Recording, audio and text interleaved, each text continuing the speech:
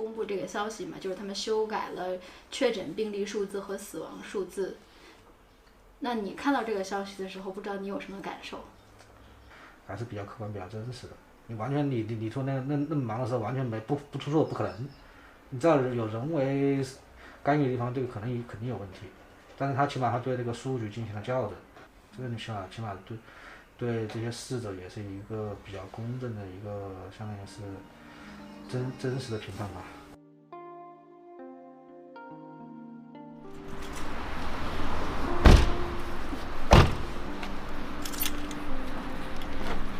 这个是我父母的房子，他们之前就住这个地方。生前在这里。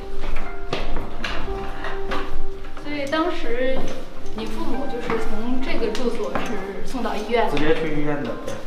8点30，上午是我妈，下午是我弟。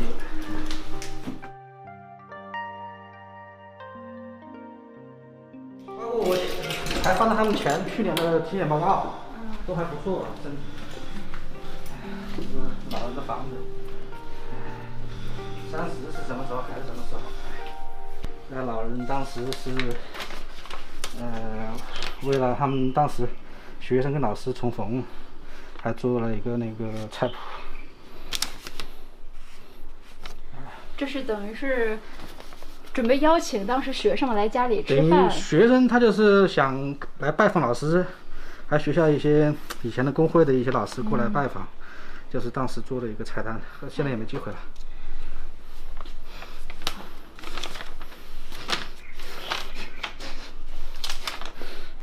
啊，这是我们家初三的菜谱。哎。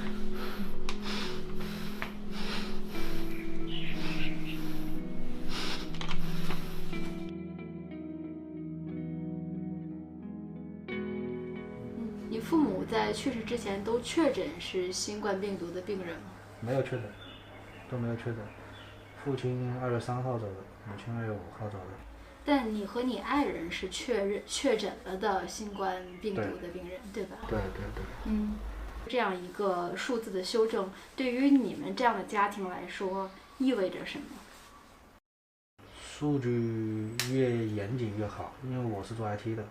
因为你想那个时候那么乱那么忙，他不可能把所有的数字全部精确，包括一些漏报啊，还有情况都可能存在发生，你不可能搞到100%。因为那个时候的医生就是先救人，先救人为主，你要是完全那个数字准确或者怎么样都不可能。这一块你看，这是老人之前种的花呀草呀。这个长得最好看开花的那个花就是从石家庄舅舅家，对，石家庄舅舅家拿过来。你父亲生前是一个很喜欢植物的人，就爱种花种草，都是种子啊，莴苣种子。真的是这边看一面全是各种各样的植物种子。对，他就喜欢这个，老人没比那个好。你看2020年2月4号的，他立春，他主要是播种的，2月4号播种的。这是准备2月4号播种的。对，他说当时今年的那个计划的，今年2月份种什么，3月份种什么，4月份种什么。他因为想立春嘛，立春就是代表中国人就是有个新的希望开始是吧？可以种东西嘛。哪晓得他2月3号走的呀？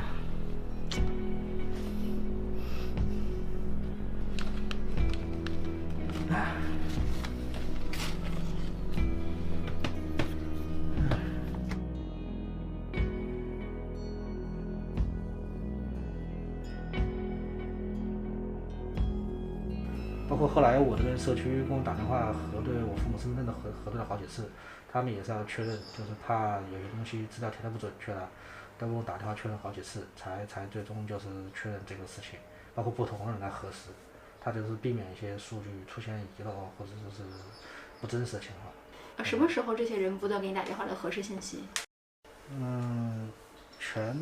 反正2月底3月初他一直都在打。就说确认这些，就是我父母的身份证号啊，还在哪个医院去世的呀？当时是什么样的情况？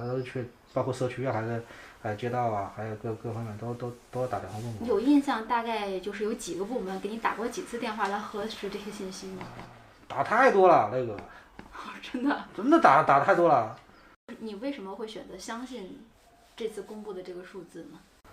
因为我相信这个国家，我相信我们国家，因为你像你说在这么多国家中，新冠的那个抗争中，你说我们国家不说得99分，起码不说得100分，也可以得99分的。还有就是老人做的饺子，我妈做的饺子，最后一些绝版的手工版的饺子。你接下来打算吃掉吗？吃啊，想他们这吃一点。